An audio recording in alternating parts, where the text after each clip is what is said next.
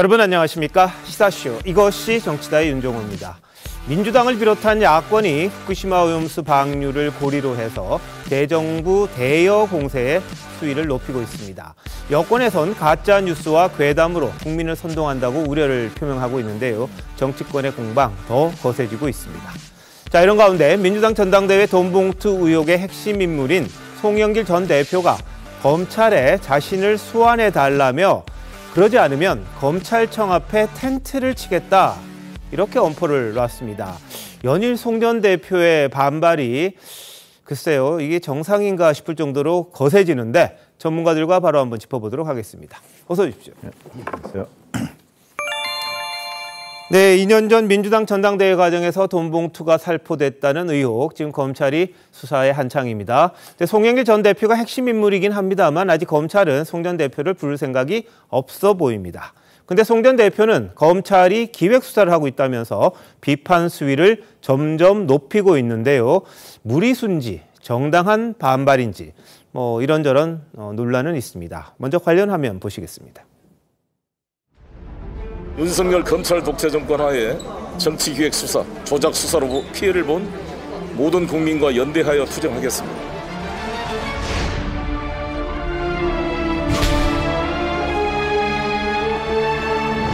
증거 조작의 달인 아닙니까? 현재 이 한동훈 검찰이 태블릿 PC 증거 조작 의혹으로.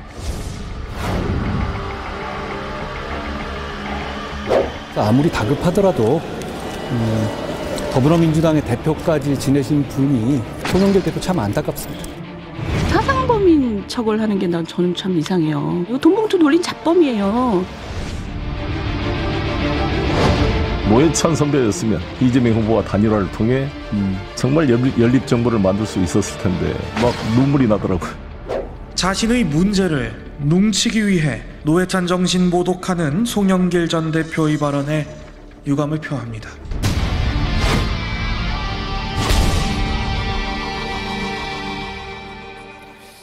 근데 송영길 전 대표가 자신의 억울함이라고 그래야 될까요? 대선 패배의 원인을 정의당에 돌리면서 노회찬 전 의원까지 언급을 하는 그런 지경이 됐습니다. 자, 최병 편집장님, 네. 어떻게 봐야 될까요? 그러니까 송영길 전 대표는 만약에 이재명 후보가 대통령에 당선됐으면 오늘날 자기와 같은 이 돈봉투 수사를 받지 않을 거다, 이렇게 생각하고 있는 것으로 보여요. 것 같아요. 예. 그렇죠. 그렇게 보이니까 이제 그게 막 발전하다 보니까 그런 생각이, 자, 그러면 결국 정의당 심상정 후보하고 만약에 이재명 대표가 단일화했으면 그러면 지난 대선에서 네. 그러면 0.73%포인트 정도는 뒤집을 수 있지 않았을까, 이렇게 주장을 하면서 이제 노회찬 전 대표라면 네. 아마 단일화를 했을 것이다, 이렇게 얘기를 하고 있거든요. 예. 근데 그거는 우리 기억에 생생하잖아요.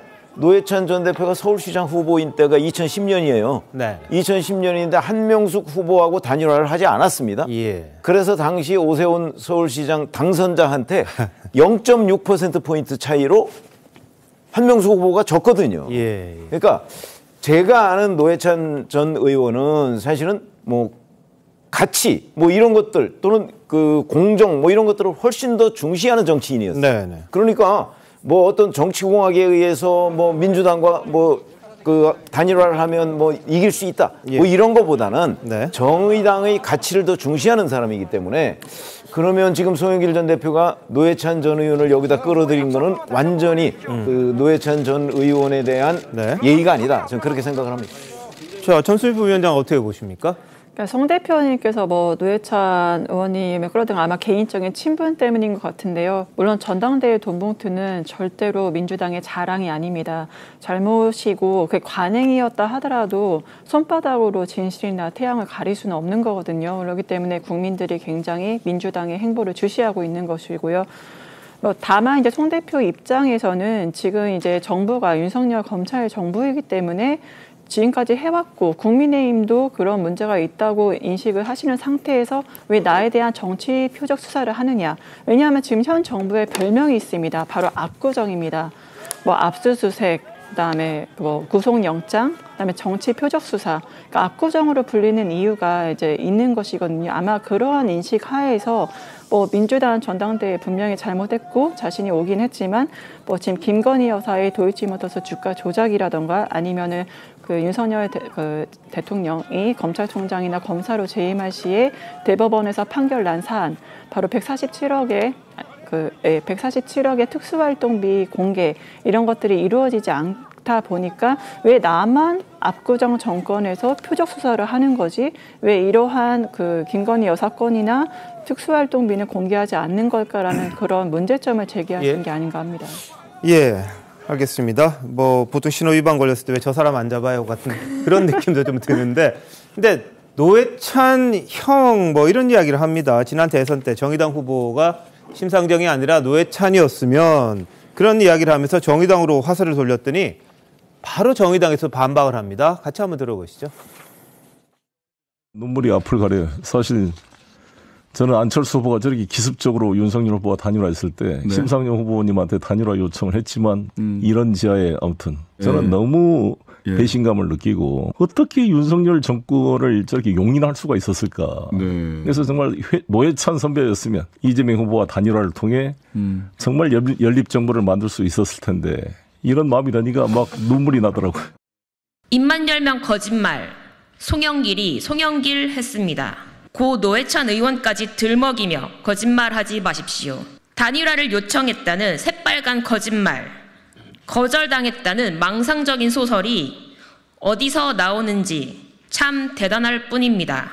입만 열면 구라라는 김수미 선생님의 영화 속 대사가 딱 어울립니다. 구태 비리 정치인 송영길 전 대표님, 입 다물으십시오. 네, 근데 송 전 대표의 인식 속에는 단일화해서 정권 잡았으면 자기 거 수사 안 했을 것이다. 이런 게 전제로 좀 깔려 있는 것 같습니다. 그러니까 이게 기획수사라고 그러고 검찰이 야당을 잡기 위해서 의도적으로 만들어낸 그런 생각을 갖고 있는 것 같아요. 근데 녹취록이 좀 있지 않습니까? 근거는 있는 것 같은데 서동혁 변호사 보실 때는 어떻습니까? 아마 근데 정권이 이재명 대표가 대통령이 됐어도요. 저 정도의 녹취록이 나오면요. 저거 수사 안 할 수 없는 겁니다.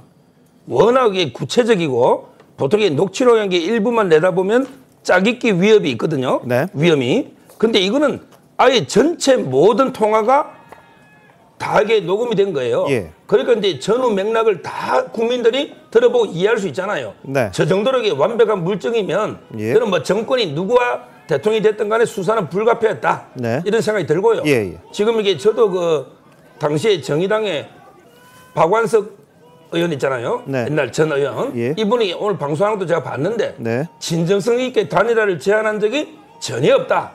이렇게 하고요.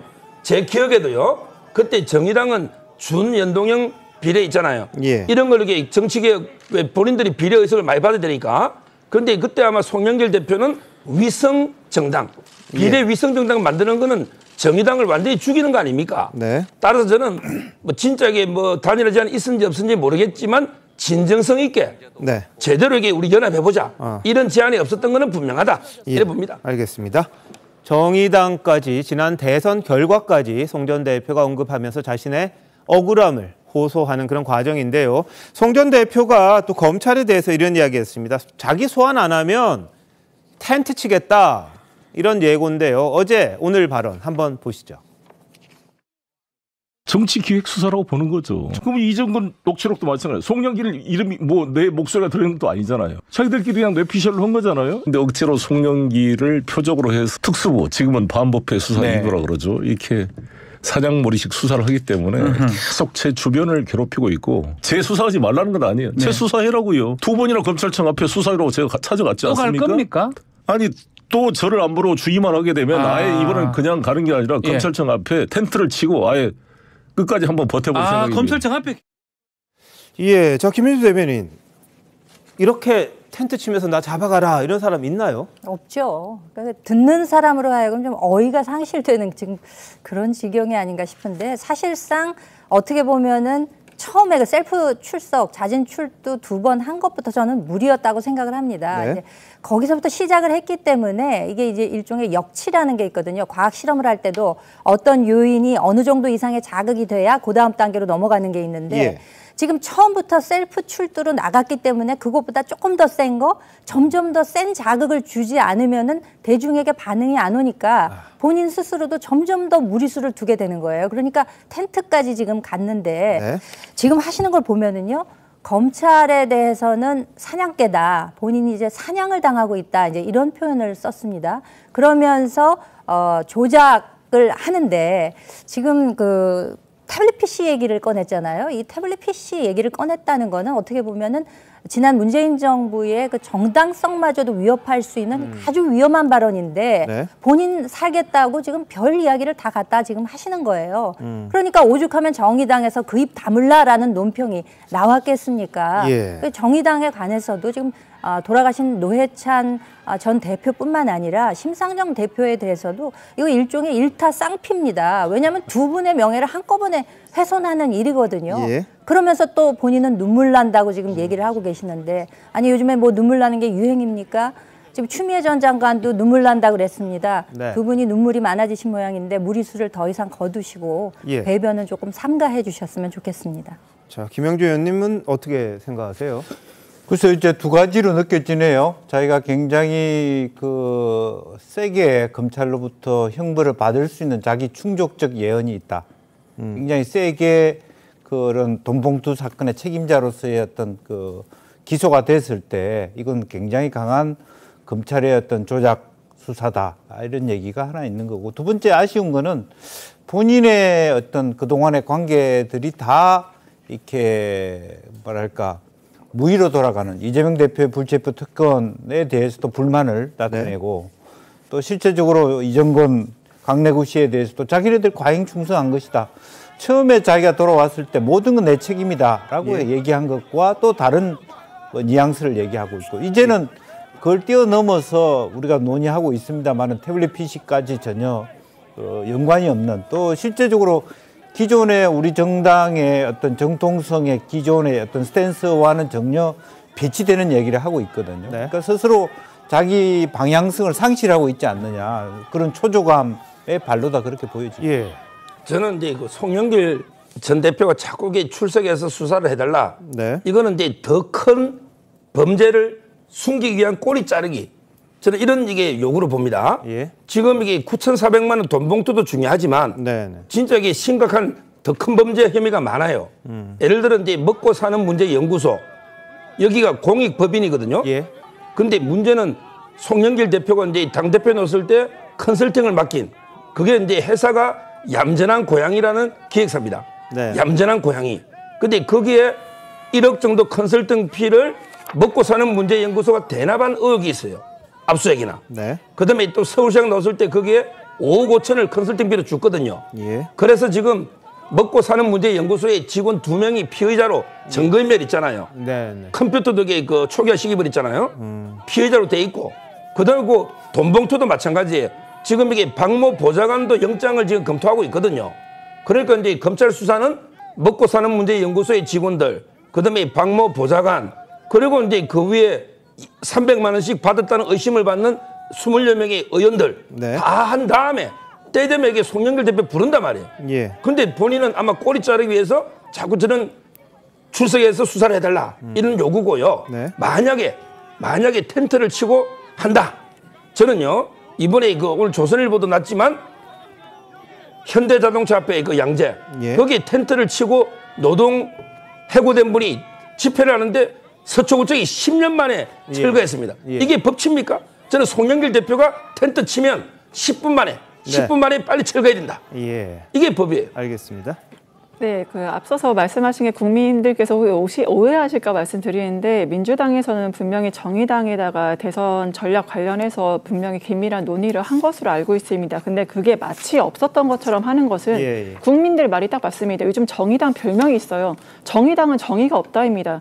어제 지금 대선 전략에 대해서 이렇게 문제 제기를 하는데 그 송영길 대표가 대선 전략에 대해서 얘기한 거지 예. 그 노회찬 그 의원의 서거에 대해서 얘기한 게 아닌데 유호정 의원 같은 경우 지금 이런 돈 봉투와 이제 노회찬 의원의 서거를 연관시켜서 하는 게 굉장히 확대 해석이고 실제로 노회찬 의원께서는 2005년에 삼성 엑스파일을 통해서 현직 검사들 그런 그 비리를 저지른 뇌물받은 검사들의 명단을 공개를 했고 실제로 언급하셨습니다.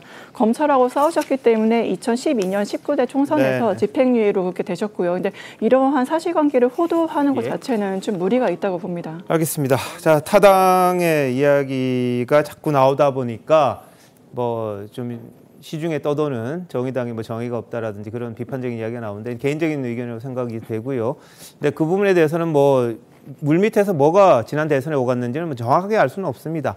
말씀하시는 분마다 다 다르기 때문에 그 사실관계 좀 따져봐야 될 텐데 여하튼 송영길 전 대표가 정의당을 언급하면서 정의당과 민주당 사이에 또 갈등이 좀 일고 있습니다. 송 전 대표는 또 한동훈 장관에 대해서도 목소리를 높였어요.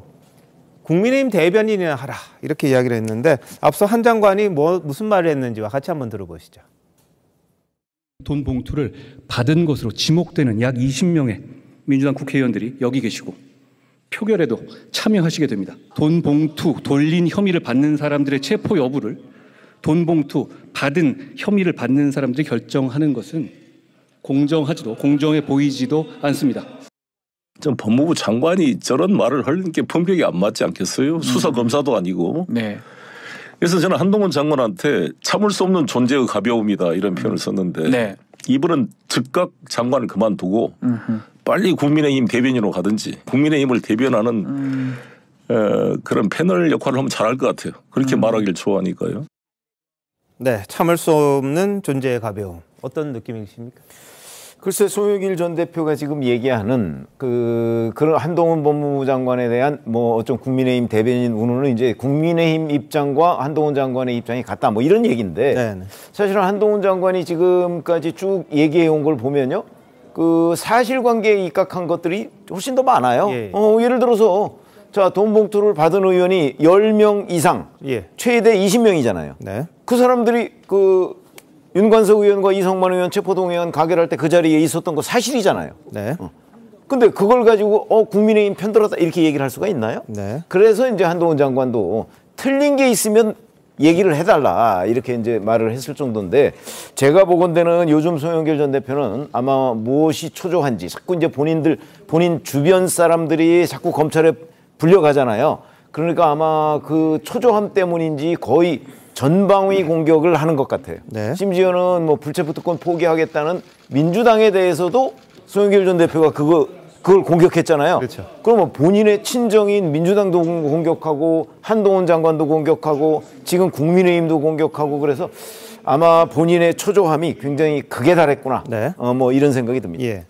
송 전 대표가 아까 뭐 일부 언급이 나왔습니다만 지난 박근혜 전 대통령 수사 과정에서 하나의 트리거, 굉장히 중요한 근거가 됐던 태블릿 PC 조작했다 검찰이 이렇게 주장을 했습니다. 이 말을 하게 된 건 자신의 지금 여러 가지 녹취록 나온 것들도 다 검찰이 조작하려고 한다. 그래서 시간을 벌려고 한다. 그런 말을 하기 위해서 밑자락을 깐 것 같습니다. 이원석 검찰총장, 한동훈 장관 반박했는데 같이 한번 들어보시죠. 증거 조작의 달인 아닙니까? 현재 이 한동훈 검찰이 태블릿 PC 증거 조작 의혹으로 변희재 씨가 지금 지속적으로 데모를 해도 아무 대응을 안 하고 있습니다. 아무리 다급하더라도 더불어민주당의 대표까지 지내신 분이 기성 언론이나 야당에서조차 거들떠도 안 보는 저질 허위 괴담에 직접 가담하는 것은 송영길 대표 참 안타깝습니다. 태블릿 PC가 조작됐다는 주장을 다른 분도 아닌 민주당 대표를 지낸 분이 유감스럽기도 하고 저로서는 좀 놀래기도 했습니다. 저는 도둑이 제발 저리고 있다 이렇게 생각합니다. 이렇게 악질 허위 괴담 한동훈 장관 표현에 따르면 왜 놔두고 있어요? 한동훈 장관과 이원석 총장이 허위 저질 괴담을 한 사람한테 안타깝다 유감이다 이렇게 점잖하게 말만 하고 끝낼 사람들입니까? 교원 영색이다. 팩트로 답을 해야지 왜 이렇게 슬쩍 피해가려고 그러냐. 예, 도둑이 제발저리다. 이원석 총장이나 한동훈 장관 당시 수사팀에 있었기 때문에 수사를 했기 때문에 그때 자신들의 잘못을 감추려고 하는 거다 이런 취지로 이야기를 한 겁니다. 어떤 느낌이십니까? 뭐 저는 이제 그 태블릿 PC가 조작되냐 안 되냐 예. 이게 쟁점이 아니기 때문에 여기에 대해서 제 생각을 밝히고 싶지는 않고요. 예. 근데 문제는 송영길 대표가 아무리 망가져도 이 문제를 주장할 수 있느냐 이걸 저는 제기하고 싶어요. 아, 예. 예를 들어 이게 태블릿 PC가 조작됐다면 예. 그러면 이게 박근혜 대통령 탄핵도 정당성이 부정되는 거 아닙니까? 재판도 마찬가지고. 근데 탄핵과 수사 다 이게 주장했던 민주당이 지금 와서 이게 태블릿 PC가 조작됐다? 이러면 이게 엄청난 문제 아닙니까? 네. 어떻게 송영길 대표가 당대표까지 하신 분이 본인 진영이나 당에 물론 이게 탈당했지만 엄청난 부담을 줄 수 있는 이런 발언을 할 수 있나? 이게 저는 황당하다. 이걸 첫째 지적하고요. 예. 두 번째, 태블릿 PC하고 또 이게 녹취록은 다릅니다. 네네. 태블릿 PC라는 게 여러 사용사가 여러 명 있고 이게 좀 논란이 많아요. 예. 근데 이 녹취록에 무슨 논란이 있습니까? 지금 이게 목소리 보면 전부 다 이게 다 인정하잖아. 강래구 씨 목소리 맞고, 이정건 씨 목소리 맞고, 그리고 이게 뭐 다 윤관석, 이성만 본인 목소리 인정하고 있잖아요. 네. 생생하게. 이게 조작될 수 있는 겁니까? 따라서 저는 태블릿 PC가 하고 이게 녹취록은 전혀 예. 증거 능력도 다르다. 네. 이렇게 봅니다. 예, 뭐 목소리는 인정을 할 수밖에 없을 텐데 다만 그 내용이 돈과는 상관없다 이렇게 주장을 하고 있는 그런 상황입니다. 자, 김영주 의원님은 네. 이 송 전 대표 태블릿 PC까지 끄집어낸 거 아까 말씀하신 거와 비슷한 것 같기도 하고. 그렇습니다. 실질적으로 예. 보면은 어쨌든 이 검찰이 그 정도로 말하자면 어떤 조작에 능한 사람들이다. 네. 따라서 내 문제도 충분히 시간을 갖고 조작하려 한다. 나를 정치적인 뭐 음해를 하려고 한다. 이런 얘기를 하려고 하는데 사실은 너무 멀리까지 연결해서 자기 모순에 빠져 있다. 그렇게 생각이 들고요. 네. 그래서 실제로 보면 아까 이원석 검찰총장도 민주당 대표가 할 말이냐 이런 얘기를 하는 거거든요. 예. 사실은 저 말은 절대 해서는 안 된 일이다. 다만 실제로 본인이 차분하게 저는 언론에서 나와서 저렇게 얘기하기보다는 네. 정말 재판 준비를 하려면 아예 언론 노출을 안 하고 하는 것이 훨씬 더 현명한 일이다. 그렇게 생각이 들어요. 알겠습니다. 자, 그러면서 송 전 대표가 또 제기하는 뭐라 그럴까요? 제안이라 그럴까요? 그게 참 본인의 입장에서만 너무 생각하는 거 아닌가 싶은 정도로 의아한 게 있습니다. 뭐냐면 밥은 먹어야 할 거 아니냐. 당내 선거에는 밥 주는 규정이 없어서 이거 너무하다. 이걸 좀 고치자. 이런 주장을 합니다. 한번 보시죠. 공직선거법은 선거운동은 일비 일당 규정이라 이런 것들이 쭉 있습니다. 네. 근데 이거는 당내 선거에는 없어요. 없습니다. 이것도 100만 명 이상이 참여하는 전국적 선거인데 네, 이런 게 없어요. 없으니까 그러면 밥은 먹어야 될 거 아니냐. 경비 지출을 할 수 있는 합법적인 방법이 그렇습니다. 막혀 있습니다. 예, 그래서 이런 부분에 대한 제도적 보완이 필요하다 이렇게 생각합니다. 예. 네. 당내 선거는 돈 왜 못 쓰게 하냐. 공직선거는 쓰게 하는데 이게 앞으로 가는 건가요? 뒤로 가는 건가요? 김현지 대변인. 저는 저 이야기를 들으니까 아까 뭐 도둑이 제발 저린다라는 이야기를 하셨는데 스스로에게 그게 적용되는 게 아닌가. 스스로 혐의를 조금 인정하시는 건가? 약간 그런 생각까지도 드는데요. 지금 이 정치 개혁의 핵심은 역시 돈 관계입니다. 네. 정치와 돈을 별개로 하자는 방향으로 지금 나아가고 있는데 본인이 혐의가 있다고 해서 제도를 그럼 거기다 맞춰달라는 이야기인 건지 예. 알 수가 없고요. 예. 공직선거법 역시도 마찬가지입니다. 저희도 뭐 대선 기간에 열심히 뛰었습니다만 청년들조차도요. 그 공식 선거 운동 기간 이외에는 다 자비를 들여서 와서 본인이 활동을 합니다. 왜? 본인의 정치적인 어떤 그 목표 이런 것을 달성하기 위해서 본인 돈 들여가면서 와서 하는데 당내 선거에서 저렇게 하자고 하는 거는 스스로의 혐의를 인정하는 꼴밖에는 되지 않는다고 저는 생각이 되고요. 예. 그리고 아까 그 뭐 국민의힘 대변인이나 하라라는 말씀에 뭐 한 가지 말씀 덧붙이자면은 제가 뭐 국민의힘 대변인 출신으로서 그 말씀을 듣기가 조금 거북스러운 건 사실입니다. 왜냐하면은 무슨 그 대변인은 아무나 하는 것처럼 약간 그 직종을 폄훼하는 것 같은 예. 느낌도 들 뿐더러 그러면 한동훈 장관 보고 그 대변인이나 하거나 혹은 뭐 국민의힘 쪽 패널을 와서 하라. 그러면 동종업계에 아주 강력한 경쟁자가 한 명 등장하는 게 아닌가 하는 생각이 들어서 여러 가지 생각을 해보게 됐습니다. 이른바 오세훈법이라고 있었죠. 이게 공직선거법입니다. 바뀐 오세훈법. 처음에 시작할 때 야, 이게 어떻게 이렇게 비현실적인 법을 만들 수 있냐, 누가 지키겠느냐, 그런 걱정들을 정치권에서는 많이 했습니다. 그리고 걸리면 바로 이게 아웃되는 게 되니까 이런 법 왜 만드냐, 오세훈 얼굴 세우려고 한 거 아니냐, 뭐 이런 식의 불만이 많았던 적이 한때 있었습니다. 근데 그거 지금 다 잘 지키고 있습니다. 거기에 맞춰서 하는 게 정상이 아닌가 싶은데 본인이 뭘 했는지 모르겠습니다만 이게 비현실적이니까 다시 옛날로 돌아가자, 이런 주장이 과연 적절한가 모르겠고요. 일부 민주당 의원들도 이 돈봉투 의혹 제기했을 때 뭐라 그랬냐, 차비다, 기름값이다, 식대 정도 수준이다, 이렇게 의미를 축소하려고 했었습니다. 한 장관의 반박 목소리와 같이 한번 들어보시겠습니다. 큰 금액이라고 생각하지만은 예. 대개 실무자들의 뭐 차비, 뭐 진짜 소위 말하는 기름값, 뭐 식대 이런 정도 수준이거든요, 사실. 50만 원은 사실 이게 뭐 이 한 달 밥값도 안 되는 돈이긴 하거든요. 뭐 이런 관행은 없어져야 되지만. 선거 앞두고 수백만 원씩 돈 뿌린 것이 별로 중요하지 않은 범죄다라는 식으로 말하는 것은 틀린 말이고 한마디로 말 같지도 않은 소리다라고 생각합니다. 조합장 선거에서는 30만 원과 교통 편의를 제공해도 구속됐고 조합원에게 50만 원을 줘도 구속됐습니다. 그 이유는 바로 돈으로 표를 사고 파는 것이 민주주의의 존립 자체를 위협하는 중대 범죄이기 때문입니다. 예, 자, 별거 아니다. 장경태 의원, 이분도 젊은 정치인이고 아주 가난하고 성실한 정치인인데 50만 원 게 밥값이라도 되냐, 이 정도 이야기를 했다가 또 문매를 맞았습니다. 어떻게 보십니까?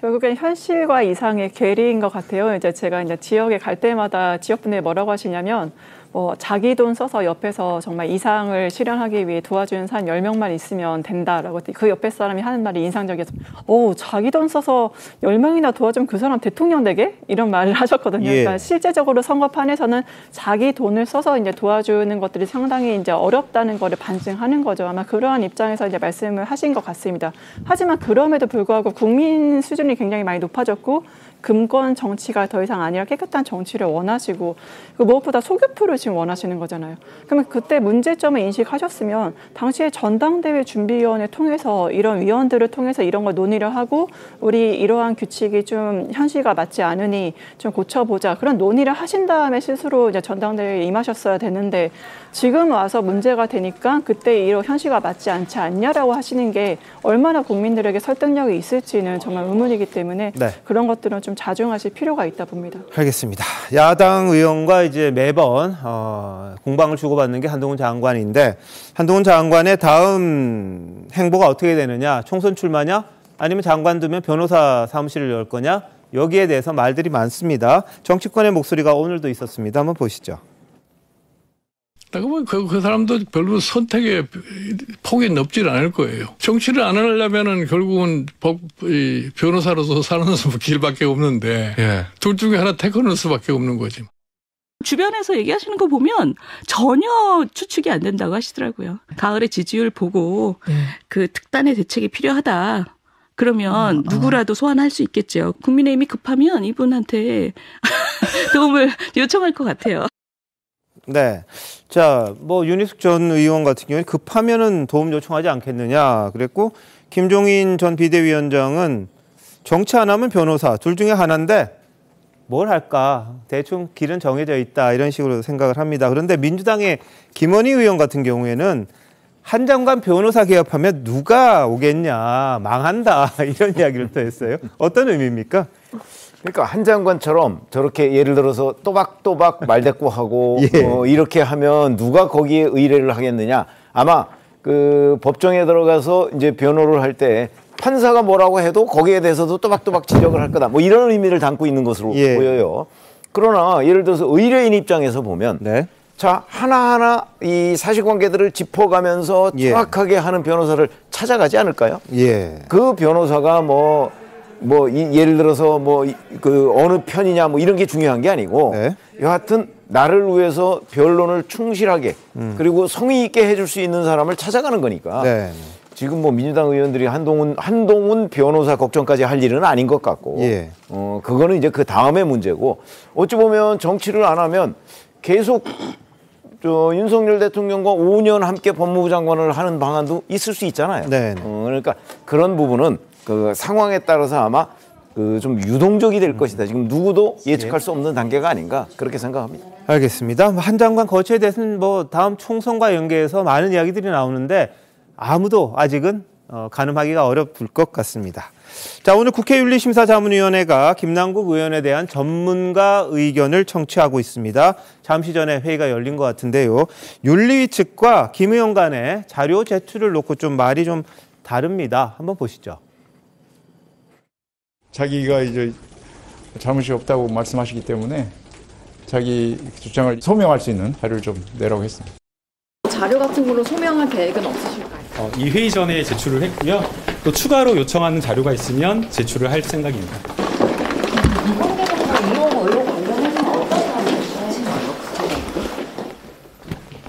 미공개 정보 의혹과 관련돼서는 구체적인 정보는 없고요. 제가 처음에 입장문 나왔을 때 투명하게 이 모든 것들이 다 실명 계좌와 거래 내역 이런 것들이 이체되는 것들이 다 확인할 수 있는 것이고 거래 내역을 제출하지 않았다는 식으로 막 그런 보도가 나오고 했었는데 사실 굉장히 좀 억울했었습니다. 네. 자, 자료와 관련돼서 서로 좀 말이 달랐던 부분이 뭐냐면요. 기존에 물어봤던 거 자꾸 다시 물어보니까 김남국 의원 말입니다. 좀 답답하다. 징계안 자체가 내용이 특정이 안 돼 있어서 좀 모호하다. 이런 식으로 이야기했습니다. 그리고 자료 제출을 해달라 그러는데 중복된 걸 자꾸 내라 그래서 참 어떻게 해야 될지 모르겠다 그랬는데 일부 또 제출했다고 이야기를 합니다. 그래서 오늘은 김남국 의원은 출석하지 않은 채 전문가들을 대상으로 이 김 의원의 자료와 여러 가지 언론 보도 이런 것들을 보면서 뭐가 문제인지 그걸 좀 찾아보려고 한다는데 서정욱 변호사 이게 가능할까요? 어떨까요? 지금 이제 그 윤리위원회요. 예. 윤리 책임하고 이게 법적 책임 수사는 전혀 다릅니다. 네. 예를 들어 이제 그 김남국 의원이요. 재산 이게 그 신고를 갖다가 탈법액의를 해가지고 연말에 그 12월 31일 연말 있잖아요. 이런 때 그 90억을 코인으로 사버려요. 그리고 이게 1월 달에 다시 팔아요. 예. 자, 그러면 이게 90억 재산인데 우리 공제윤리법에 코인을 신고 의무가 없잖아요. 그러니까 이제 그 10몇억 원래 재산대로 신고하는데 이게 법적으로는 흠결이기 때문에 처벌은 못하죠. 그렇지만 이게 윤리적으로 보면 재산 신고를 피하기 위해서 꼼수로 12월 말에 코인을 대량으로 90억을 사고 그다음에 1월 달에 현금화시키고 또 그다음에도 10억치 사고 현금화시키고 이거는 중징계 사유입니다. 예. 중징계. 네. 따라서 저는 윤리위원이 왜 그 본인들이 자꾸 똑같은 자료를 달라고 하겠습니까?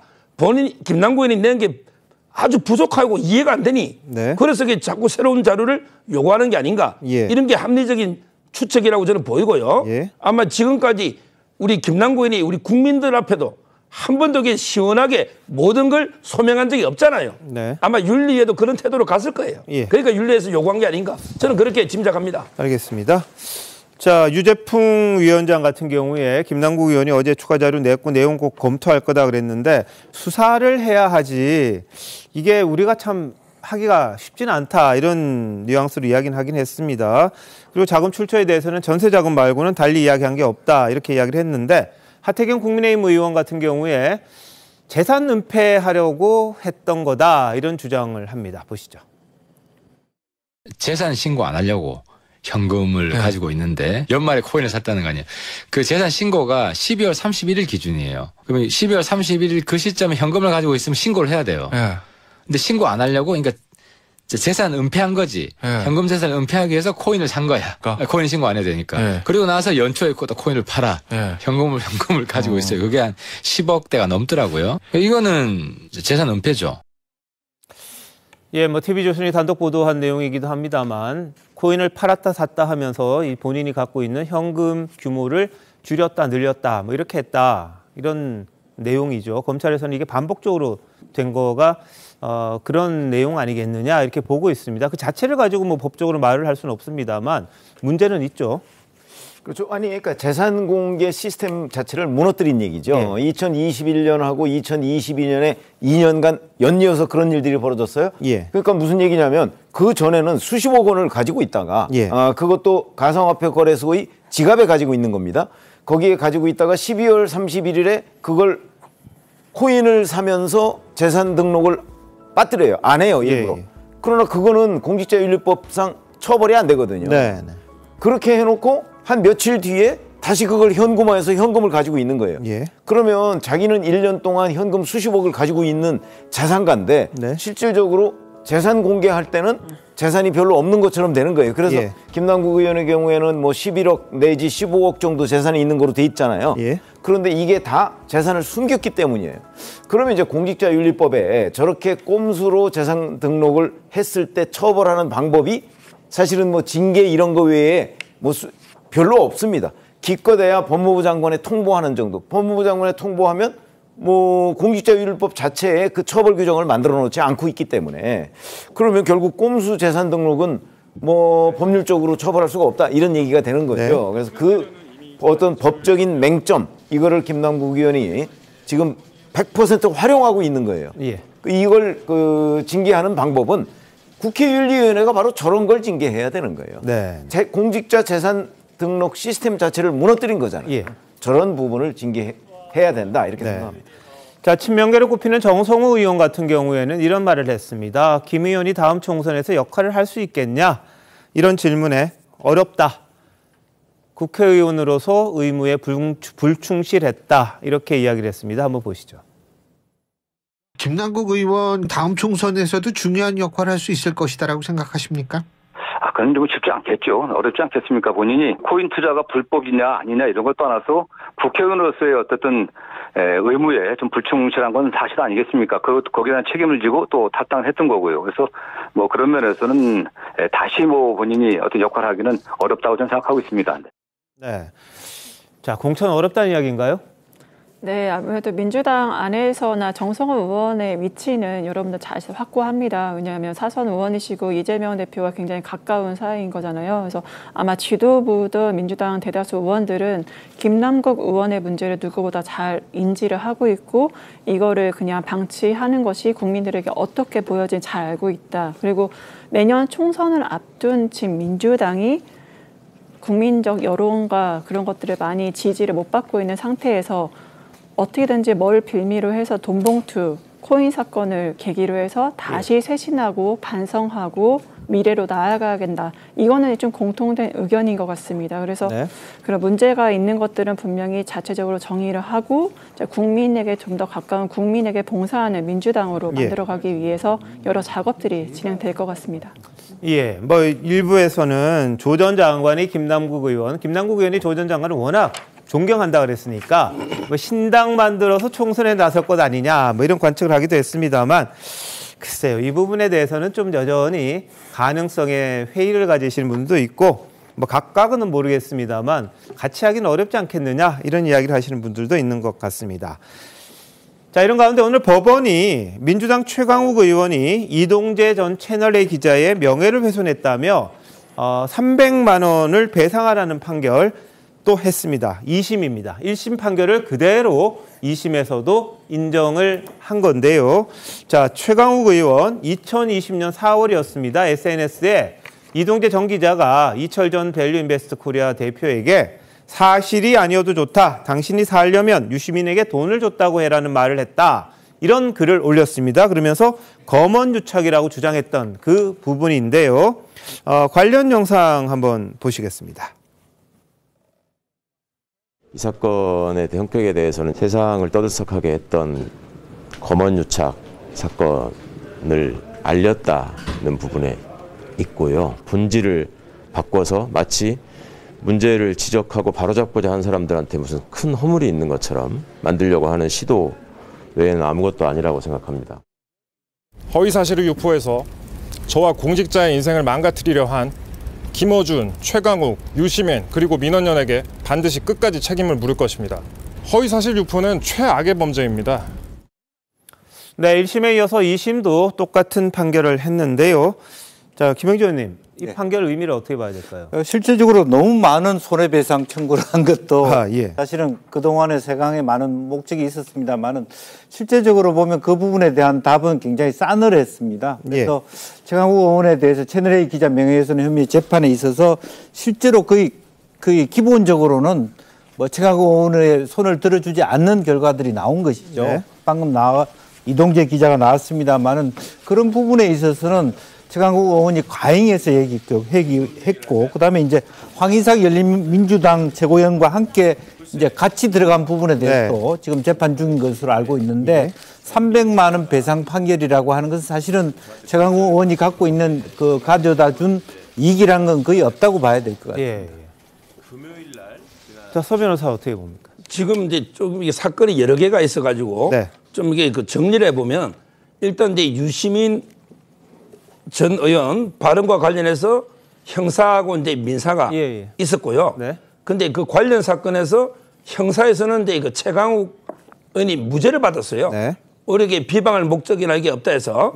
근데 민사에서는 지금 이제 300만 원 지급하라 이렇게 판결이 났거든요.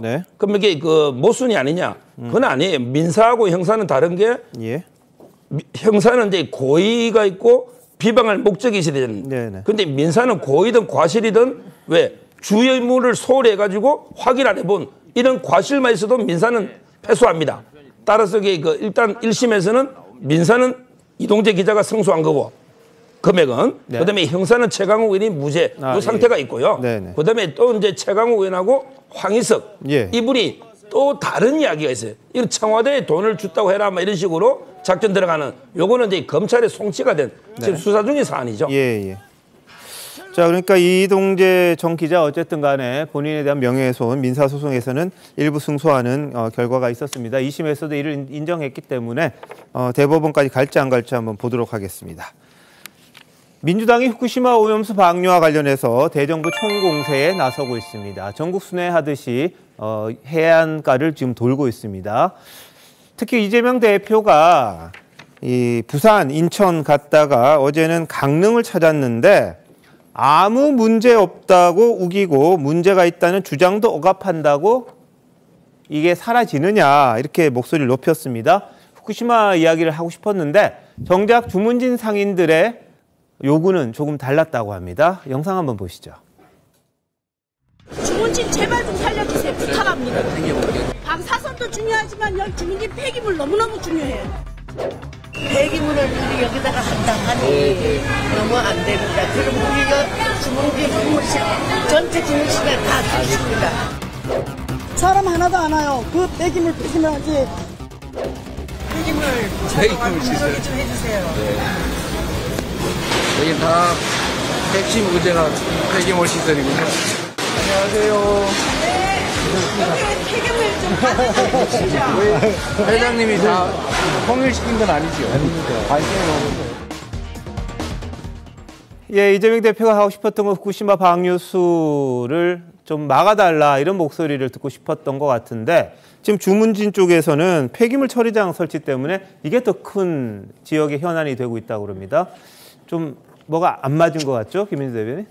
그래서 이제 그 오염수 문제에 관해서 핵폐수라는 용어를 쓰면서 이것을 여론몰이를 좀 하겠다. 그렇게 해서 이제 장애 집회를 이어가려는 어떤 동력으로 삼겠다라는 목적이 있으셨던 것 같은데 정작 그 주문진 시장을 방문해 보니 거기 계신 분들은 지금 산업 폐기물 매립 시설이 아마 여기 건립되는 모양입니다. 이 문제가 우리 삶에 있어서 지금 가장 큰 현안이라는 거예요. 그러니까 이재명 대표랑 눈만 마주치면 폐기물 얘기를 하니까 처음에 아마 이 내용을 잘 모르고 가셨던 모양입니다. 그 폐기물 얘기가 나오니까 그 핵 폐기물 이야기를 하는 것이냐라고 주위에 물어보니까 그게 아니고 다른 폐기물 그 매립 시설이 있는데 그것에 관한 이야기를 하는 것이다라고 하니까 하도 그 말이 반복적으로 나오니까 이 뭐 입을 맞춰서 말을 통일을 했냐라는 반문까지도 나왔었거든요. 근데 그게 아니고 실제 현안은 따로 있다는 것이죠. 그러니까 지금 실제로 우리 소상공인이나 수산물 어업 종사자들이 이미 지금 이 피해가 시작이 됐기 때문에 이재명 대표가 지금 거기서도 지금 마주 앉아서 이야기하시기를 뭐라고 했는 거 아니? 대한민국 입장에서 피해가 워낙 크기 때문에 명확하게 반대 의견을 정부가 표시해야 한다라는 당위적인 이야기를 하셨는데 피해가 클지 안 클지는 지금 알 수 없는 거지 않습니까? IAEA의 최종 보고서를 보고 과학과 수치로 이야기하자고 하고 있는데 조금 머쓱하신 그런 상황이 연출되지 않았나라는 생각이 듭니다. 물론 간담회 때는 후쿠시마 관련 이야기가 나왔는데 정작 이제 시장 가서 상인들을 만나봤더니 뭐 워낙 그 현안이 커서 그런지 모르겠는데 그 이야기밖에 듣지를 못했다고 합니다.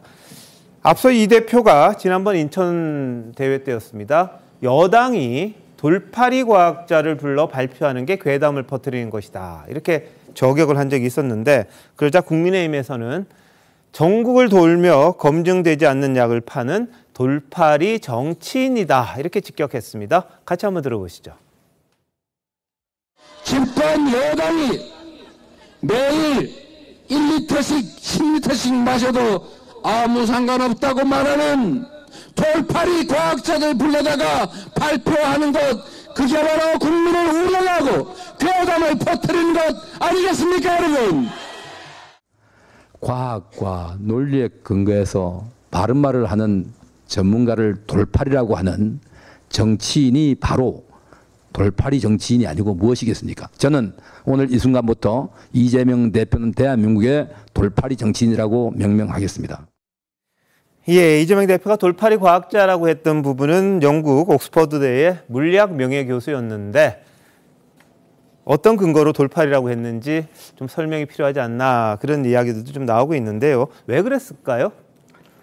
제일 쉬운 게 이제 막말 정치잖아요. 그런 저는 여당이나 야당이나 좀 막말 정치 좀 그만하셨으면 제일 쉬운 거. 그러니까 노이즈 마케팅이 최고의 인지도를 올릴 수 있는 마케팅이라고 하는데 서로 이제 그런 주홍고시에 갇히게 되는 거거든요. 그러니까 본질을 흐리게 되는 거고. 저는 뭐 돌파리란 단어 안에 갇혀서 민주당이나 국민의힘이 그렇게 본질을 흐리는 지금 여기서 중점은 뭐 돌파리가 아니라 후쿠시마 오염수 문제이고 후쿠시마 오염수가 왜 문제가 되냐면 국민의 생명과 안전을 위협하기 때문에 그리고 무엇보다 일본에 있는 후쿠시마 현어업협회 일본에 있는 각종 어민들도 반대하는 게 일본의 후쿠시마 방류, 오염수 방류 문제이기 때문에 이제 국민의힘이나 대통령께서는 지금의 침묵이나 방관보다는 어떻게 우리 국민들을 피해 보상을 해줄 건지 어떻게 국민들을 방류로부터 지킬 건지 이런 구체적인 그런 방안을 대책을 모색하는 게 지금으로서 그 단계이고 그런 거를 상기시키기 위해서 이재명 대표가 각 그 항구도시를 돌아다니면서 국민들의 의견을 경청하는 게 아닌가 싶습니다. 자, 그런데 피해 보상 언급을 하셨는데 지금 어민들이 그 수산시장 같은데 손님이 안 온다고 좀 걱정을 하죠. 일반 수산업자들도 그렇고요. 왜 그럴까요? 뭐 때문일까요? 공포, 두려움, 알 수 없는 그런 것 때문인데 그렇다면 그걸 안심을 시켜야 될 사람들이 과연 누구냐. 정치인이나 뭐 정부에서 해야 될 텐데 그걸 자꾸 부추기는 사람이 있는 거 아니냐. 이런 지적이 또 일부에서 나올 수 있습니다. 예전에 괴담 정치라고 그래가지고 워낙 대한민국을 참 두려움에 떨게 했던 일이 몇 번 있었습니다. 광우병 때는 아주 심했고요. 사드 배치 때도 전자파 때문에 말이 많았죠. 2016년 사드 전자파가 참외를 오염시킬 것이다. 그런 이야기를 했습니다. 일부 민주당 의원들 반대 집회에 참석했고요. 몸이 튀겨진다 그랬었죠. 그런데 0.2%밖에 안 된 전자파 나오는 걸로 기준치에 지금 6년 만에 환경평가에서 드러났습니다. 물론 이 결과도 아직까지 못 믿겠다는 분이 있습니다만 이재명 대표 예전에 반대했는데 지금은 뭐라고 그랬는지 예전에 민주당 의원들이 반대하는 모습과 같이 한번 보시죠. 전자파는 싫어. 강력한 전자파 밑에서 내 몸이 튀겨질 것 같아. 싸도 싸도 싸싸싸 싸도 싸도 싸싸싸 무조건 무조건이야.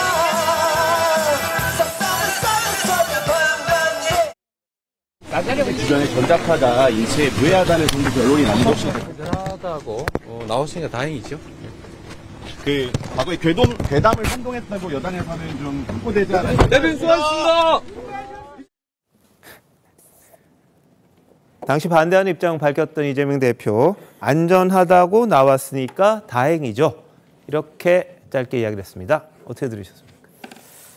사실은 이게 과학이거든요. 저는 저게 이제 이재명 대표가 당시 성남시장 때인데 2017년 7월에 글을 쓴 거예요. 거기에 사드 전자파가 인체에 치명적이다 이렇게 글을 썼거든요. 저는 저 당시에 그러면 이재명 당시 성남시장이 정말 사드의 전자파가 치명적이라고 생각해서 저기 썼을까? 그렇게 생각하지 않아요. 예. 왜 그러냐면 사실은 사드를 미군이 우리나라에서 그 사드 기지를 처음 운용하는 게 아니에요. 이미 미국 국내에도 있고 다른 데도 있잖아요. 네. 그러면 그런 데에 있는 주민들은 그러면 사드 전자파 때문에 여러 뭐 어려움을 겪고 뭐 무슨 질병에 시달리고 뭐 이렇게 되나요? 그거 이미 다 검증이 끝난 겁니다. 예. 사드의 전자파가 그렇게 무서우면 사드 기지 자체를 만들지를 못하죠. 예. 그렇기 때문에 저는 이미 2017년에 이재명 성남시장이 저런 얘기를 할 때 저는 과학적인 근거 이재명 대표가 알고도 정치 공세 차원에서 저렇게 했다고 보고요. 근데 지금 와서 이제 그렇게 나왔으니까 다행이다? 그건 정말 무책임한 것이고. 예. 자, 후쿠시마 오염수 문제도요. 네. 지금 현재 과학적으로는 거의 다 입증이 됐어요. 예. 후쿠시마 그 오염수에 있는 삼중수소의 양이 2.2g밖에 안 된다는 거 아니에요? 네. 그럼 우리나라의 빗물에 지금 섞여 있는 삼중수소가 그거보다 훨씬 많아요. 예. 그러면 비 맞으면 안 되는 거잖아요. 비 맞으면 그러면 결국 그 오염수보다도 훨씬 더 심각한 사태를 초래할 텐데 이런 식의 비교, 이런 식의 과학적 검증 그런 부분에 대해서 이재명 대표가 침묵하지 말고 그 옥스퍼드대 명예교수인 앨리슨 교수 말대로 과학 좀 배워라 하는 게 저는 해법이라고 생각합니다. 예, 일부에서는 과거 민주당이 사드 괴담 퍼뜨린 거 사과해야 한다 이렇게 이야기를 하기도 했는데요. 김의기 의원님 생각은 어떠십니까? 이제 천일염 문제만 하더라도 사실은 이제 한 사람이 가판대에 있는 천일염을 사는 걸 보고 두 번째 사람이 달려감으로써 집단 착각이 이루어지거든요. 그게 나중에 괴담으로 갑니다. 사실은 옥스퍼드 대학원의 토드 로저 교수가 한 집단 착각의 원인이 그겁니다. 아마 사드 때도 사드가 들어오면 좀 인체에 피해가 있지 않겠어? 성주 참외 먹을 수 있겠어? 지금 현재 마찬가지입니다. 오염수는 이미 2011년에 거의 80%가 다 버려진 거고. 그렇죠. 지금 거의 이제 새롭게 버리는 건 거의 이제 무해할 지경이다라고 하는 것이 이제 과학적인 해명인데 그럼에도 불구하고 많은 사람들은 여전히 수산물 먹기가 좀 찜찜해 이런 입장인 것 같습니다. 그런 부분들을 부추기게 되면 집단 착각이 되는 것이고 또 그 집단 착각의 내용 다음에는 집단 무지, 광기 이렇게 가는 거거든요.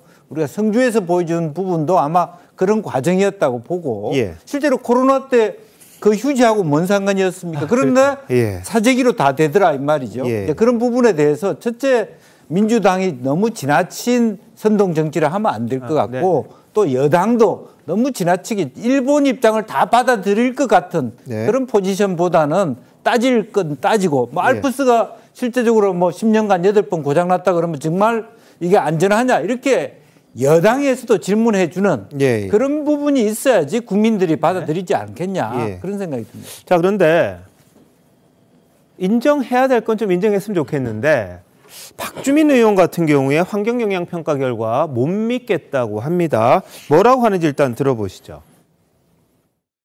사실 이 결과에 대해서 벌써부터 지금 반대하시는 시민분들은 받아들일 수 없다라는 입장을 좀 바로 내고 계시지 않습니까? 이제 솔직히 이 결과를 100% 다 믿을 수 있겠느냐는 생각이 좀 들긴 듭니다. 그리고 좀 이런 결과가 있을 때 좀 국민적인 어떤 수용성을 높이기 위해서는 과정 자체가 항상 좀 투명하게 좀 진행될 필요가 있다고 생각해요.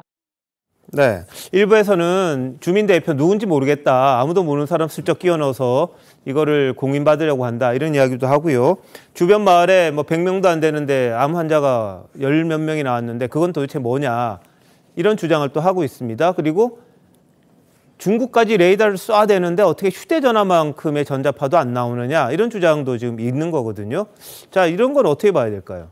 저는 이제 그 광우병, 그다음에 천안함, 그다음에 사드, 그다음에 후쿠시마 이게 전부 괴담인데요. 이들 괴담을 유포하는 세력의 공통점이 저는 3가지가 있다고 봐요. 첫째, 이분들은요 처음부터 과학이나 팩트는 아예 관심이 없고 정치적으로 접근합니다. 그러니까 사드가 과학이나 팩트로 전자파가 해로운지 관심이 없어요. 오로지 중국 입장, 그다음에 미국, 일본 반대하는 거 이런 이게 정치적인 이익, 정략이 앞서기 때문에 끝까지 저는 팩트나 과학은 알면서도 고의로 무시하거나 네. 아예 관심이 없거나 아니면 이게 본인들이 보고 싶은 통계 보거나 이게 첫째 특징이고 네. 그다음에 두 번째 특징이 이 괴담 세력들은요. 자기하고 주장이 다르면 전부 이게 돌팔이라 합니다. 아니 세상에 40년 연구한 옥스퍼드대 교수를 이재명 대표가 이게 돌팔이다.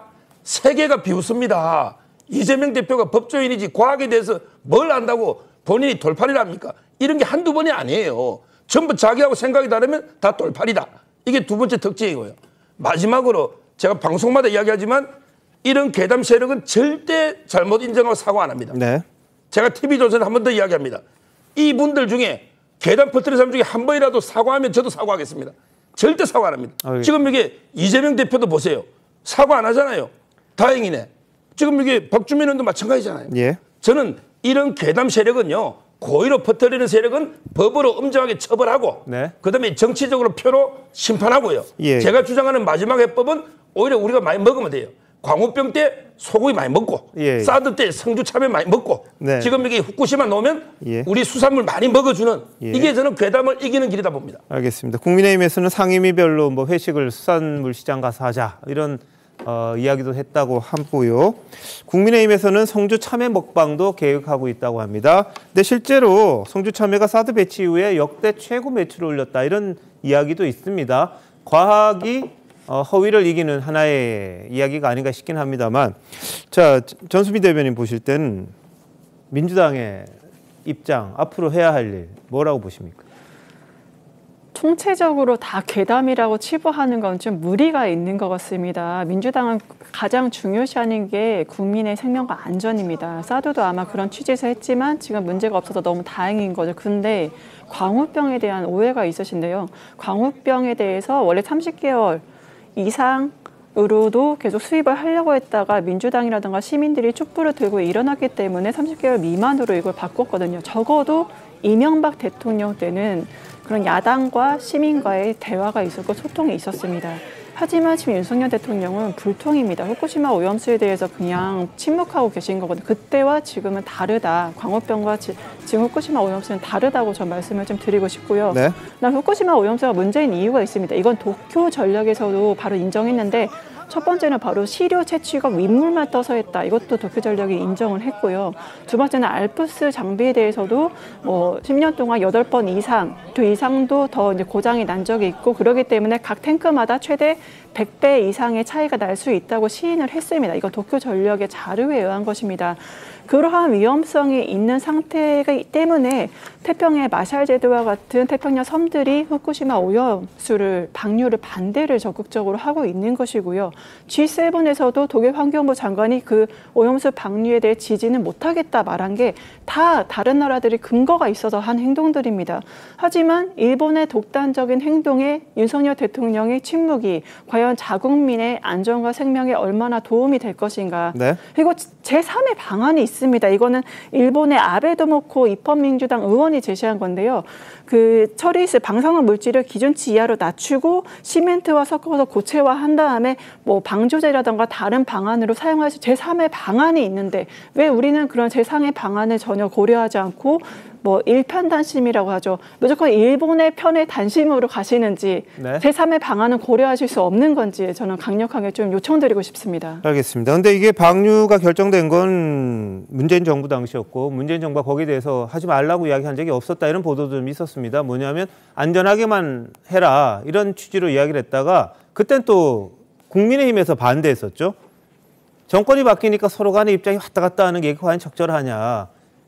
이것 때문에 국민만 지금 혼란스러운 거 아니냐 이런 지적도 있는 것 같아요. 김현주 대변인 어떻게 보세요? 혼란스럽고 실제 손해도 국민들만 입고 있는 거죠. 뭐 사실 아까 뭐 그 가발 쓰고 노래하고 춤추고 하시는 걸 봤는데 그게 과연 국민의 생명과 안전을 위해서 그렇게 하신 건지 일단 묻고 싶고요.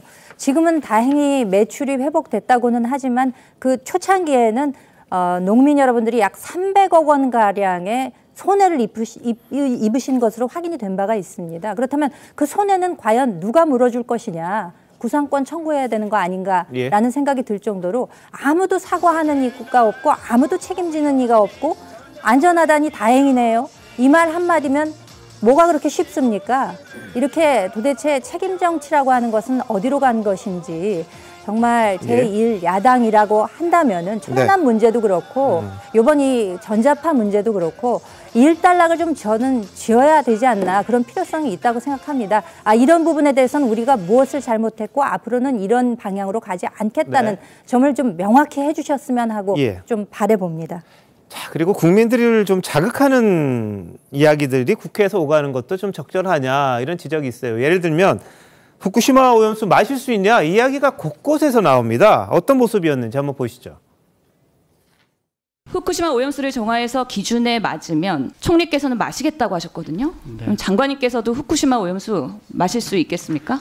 총리께서 말씀하신 것은 설명은 하지 마시고요. 마실 수 있다고 생각합니다. 근데 의원님 지금도 우리나라 바닷물이 안전하다고 해서 바닷물을 먹는 사람은 없지 않습니까? 오유경 처장님은 어떻게 생각하세요? 우리 국민이 해수를 마실 일은 없다고 생각합니다. 그렇지만 총리님과 장관님께서 말씀하신 것처럼 과학적으로 처리돼서 기준에 적합하다면 마실 수 있다는 취지로 말씀하신 것으로 알고 있고 저도 그 총리님과 장관님의 생각과 다르지 않습니다.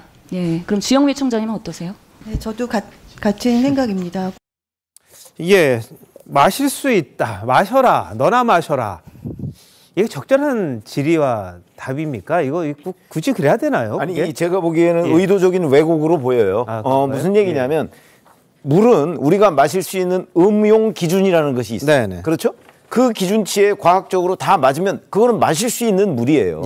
그러나 예를 들어서 국민 정서적으로 그래도 뭐 다른 물 마실 게 정 없으면 그 물 마셔도 되는 거죠. 예를 들어서 얼마 전에 그 미국의 실험기관에서 그게 있었습니다. 화장실 물을 바로 정수를 해서 음용 기준에 맞게 그 처리한 게 있었어요. 그렇다고 해서 그걸 마시지 않잖아요. 보통 사람들이. 다른 물 마실 물 많은데 왜 그걸 먹겠어요. 그러나 과학적으로 보면 그거는 마셔도 되는 물이에요.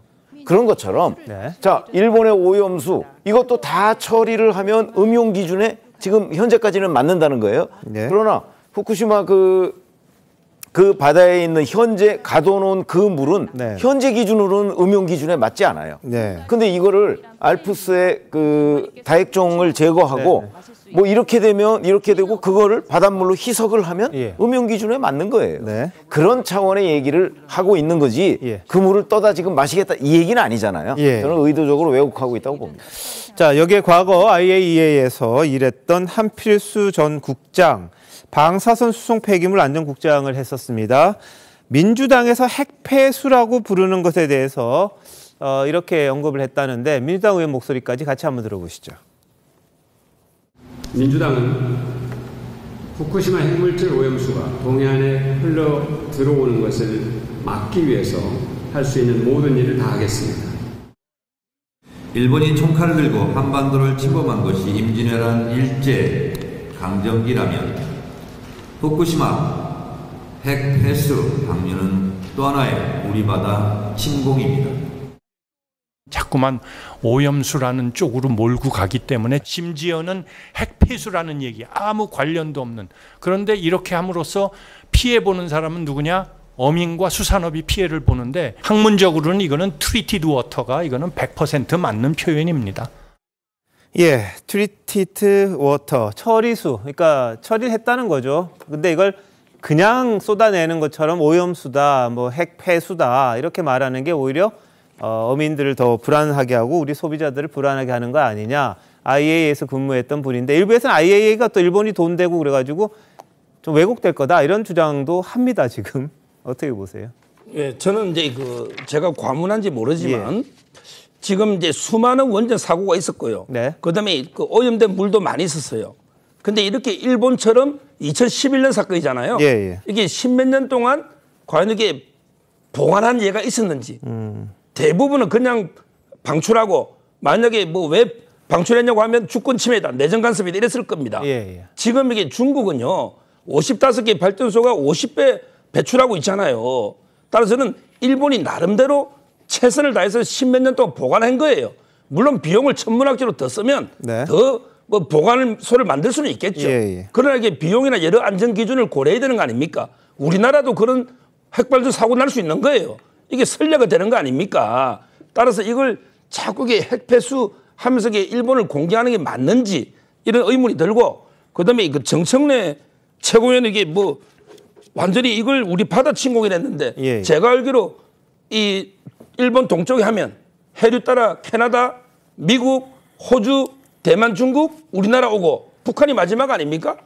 그러면 이게 하와이 뭐 침공이다. 진주만 습격이라면 또 모르지만 아니 우리나라 제일 마지막에 오는 걸 침공이다? 이게 말이 되는 비유입니까? 알겠습니다. 저는 정말 이런 이게 그래서 저는 결론적으로 진짜 이게 처리수 오염수보다 더 해로운 핵폐수 같은 정치인들, 그게 바로 괴담을 퍼뜨리는 정치인들, 이 자들은요 핵폐수보다 우리 국민한테 훨씬 더 해악을 끼칩니다. 이런 괴담을 퍼뜨리는 사람들은. 네. 지금 말씀하신 것처럼 후쿠시마에서 이 방류를 하면 이게 해류가 우리에게, 그러니까 일본하고 우리가 붙어 있으니까 바로 오는 걸로 착각하시는 경우가 많고, 아마 이걸 의식해서 그냥 바로 오는 것처럼 이야기를 하시는데, 해류가 미국을 돌아서 이렇게 옵니다. 돌아오는 게 4, 5년 걸립니다. 사실 저게 오면. 근데 일부에서는 그래서 일본 근해에서 이제 평형수라고 배가 떠날 때 이제 균형잡기위해서 넣는 그 물을 그대로 싣고 와서 우리 땅에 버리니까 그게 또 문제가 된다. 이렇게 또 지적하시는 분들도 있던데, 여하튼 해수 자체는 제일 마지막에 우리나라로 들어오는데, 그럼 미국이나 난리를 쳐야 될 텐데 그 이야기는 크게는 안 나오거든요. 이 태평양 지역에서 일부 이야기를 하다가 우리 그 일본 와서 또 보고 간 다음에 조금 입장이 바뀌었다 이런 보도도 좀 나오기도 했었어요. 그러다 보니까 좀 과학적으로 접근하는 게 좋지 않겠냐 뭐 이런 지적인데, 과학은 과학인데 또 감정은 또 감정이기 때문에 그건 달라질 수는 있습니다. 자, 전수미 대변인, 저 어떻게 하는 게 좋을 것 같아요?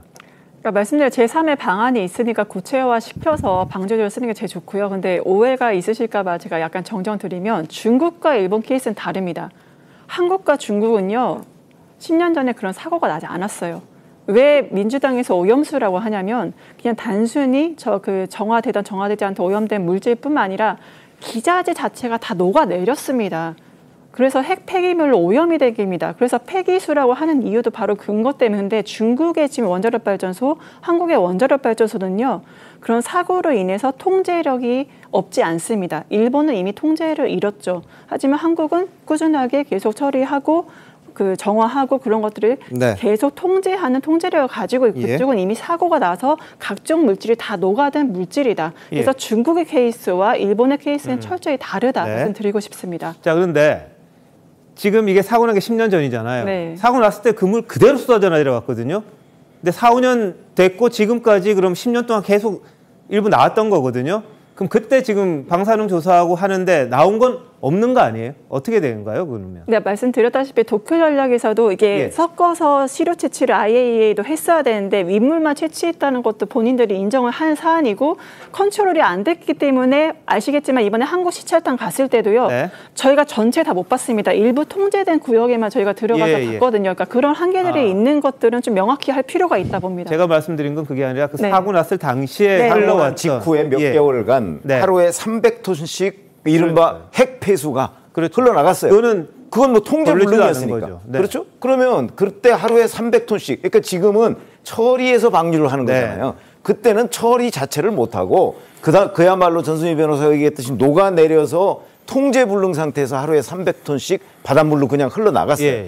그러면 그로부터 지금 10년이 지났잖아요. 그래서 우리나라 동해나 아니면 태평양 지역에서 그 물을 채취해서 과연 여기에 삼중수소가 얼마나 있느냐, 그다음에 핵물질이 얼마나 포함되어 있느냐, 이걸 조사했는데 유의미한 의미가 있는 변화가 없었어요.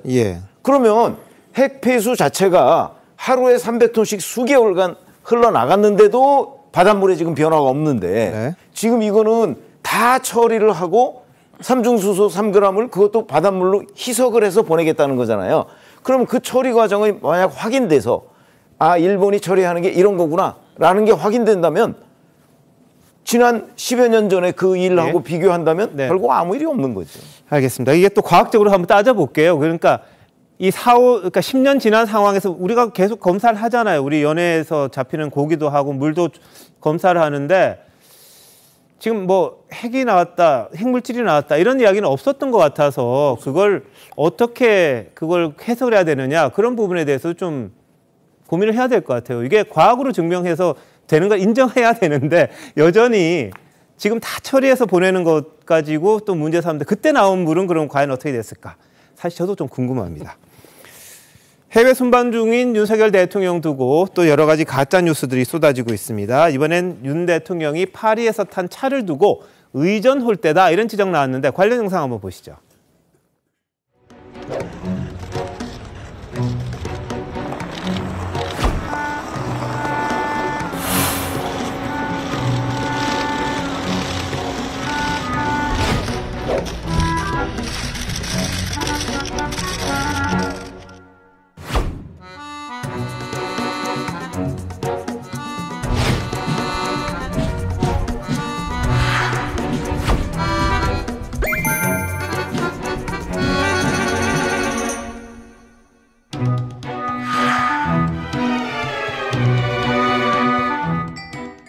예, 다시 말해서 빈 살만이나 이탈리아 총리 같은 경우에는 아주 고급 차를 타고 엘제궁에 왔는데 우리 윤 대통령만 이렇게 어떻게 소형차를 내줬냐 이런 주장인데요. 사실은 뭔가요?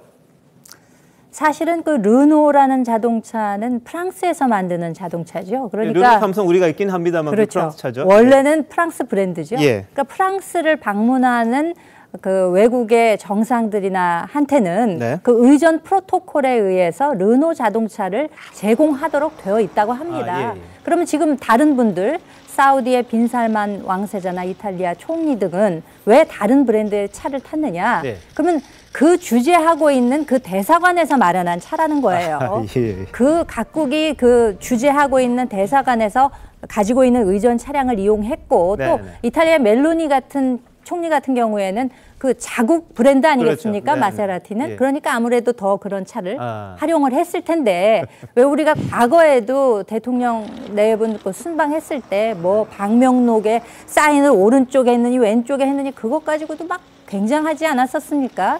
저는 이제 조금씩 그 가짜 뉴스를 퍼뜨리려는 의도가 조금씩 줄어들고 있다고는 생각을 합니다만 네. 완전히는 없어지지 않았다. 예. 무슨 문제인가를 만들려고 작정을 하면 네. 만들어지는 거 아니겠습니까? 예. 네, 그 정확한 사실 판단을 해야 된다고 생각합니다. 네. 자, 문재인 대통령 방문했을 때 뭐 탔나 그랬더니 그때는 C로 시작하는 또 프랑스 차였어요. 그걸 제공했더라고요.